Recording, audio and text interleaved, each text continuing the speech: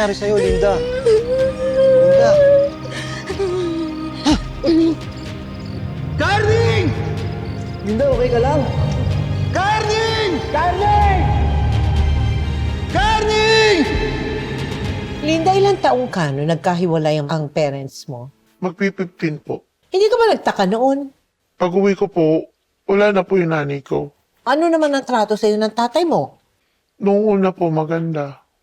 Sa bandang huli, hindi na. Hindi na po. Bakit mo nasabing hindi na? Lagi na po niya ako sinasaktan. Bandang huli po, umuwi po siya laging lasing na. Minumilesya na po niya ako. Sabi mo, hinalay ka 2 beses ng tatay mo. Di dapat sa una pa lang, nagreklamo ka na. O kaya nagsumbo ka sa nanay mo. Wala na siya. Iniwan niya ako sa tatay ko. Galit ka sa tatay mo. Pinagalitan ka, sumagot ka, sinaktan ka, nanlabang ka. Eto, nasaksak mo. May nobyo ka ba? Ang bata-bata mo pa. Kriminal ka na. Napatay mo pa tatay mo. Kinalaw niya ako. Hinalay niya ako.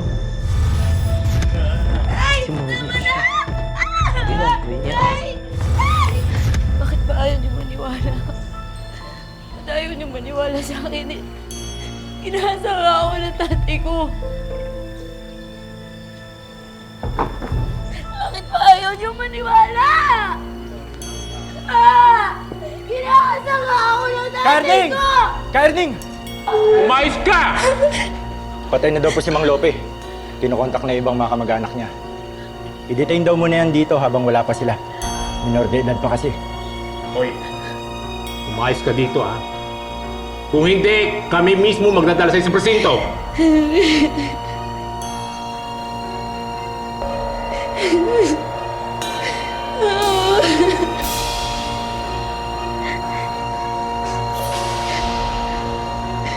Pinasok mo na ba sa isip mo na talagang lalaban ka pag ito'y gumawa pa ng kasunod na panghahalay? Opo. Talagang nilagay mo sa utak mo. Opo. At nangyari nga. Opo.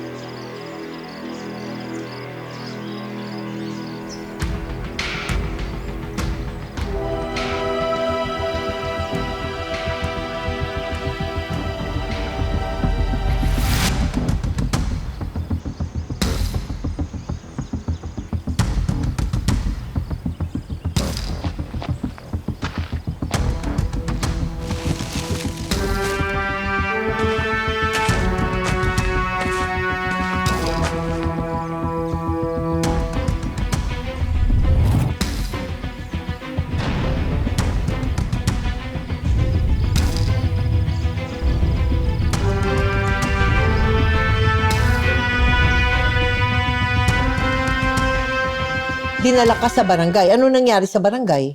Hindi po sila naniniwala. Anong ginawa mo? Malis po ako. Umalis ka ng barangay? Opo. Saan ka nagpunta? Nagpalabig-labig po.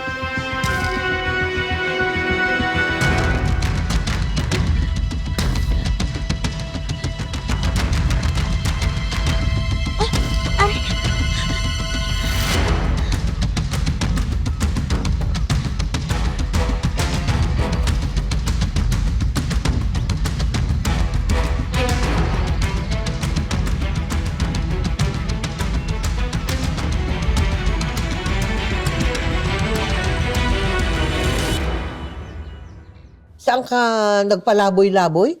Hindi ko po alam. Basta ang isa lang po inisip ko, makita ko nanay ko. So, nakita po ko ng babae. Oo. Kinupkup niya po ako. Oo.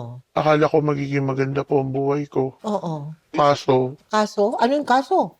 may mga illegal din po sila. Ano yung nakita mong mga iligal? Marami po. Dahil wala na rin mapuntahan si Linda at sa takot nitong mahuli siya at makulong, nakakita siya ng pansamantalang pamilya sa piling ng mga kriminal at hired killers. Pinatigas na rin ng mapait na karanasan sa kanyang ama ang puso ni Linda hanggang sa unti-unti na niyang natutunang yakapin ang kanyang bagong mundo.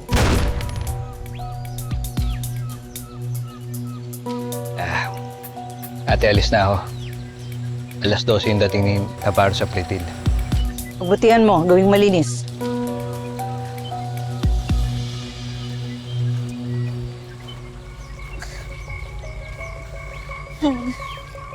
Oh, ba't ganyan ang mukha mo? Di ba sabi ko, bawal ang drama dito.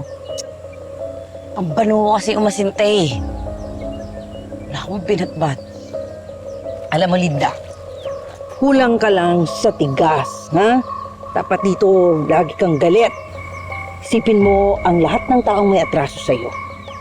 Bago ka nila maisahan, patumbay mo na. Isipin ko lang yung tatay ko.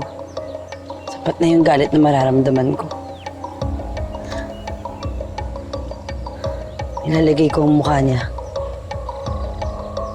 sa kahit sinong ipapatay sa akin. Yun eh. Yun ang isipin mo, ha? Hindi ka mabubuhay sa drama, Linda. Ha? Para tumagal ka dito, dapat galit ka sa mundo.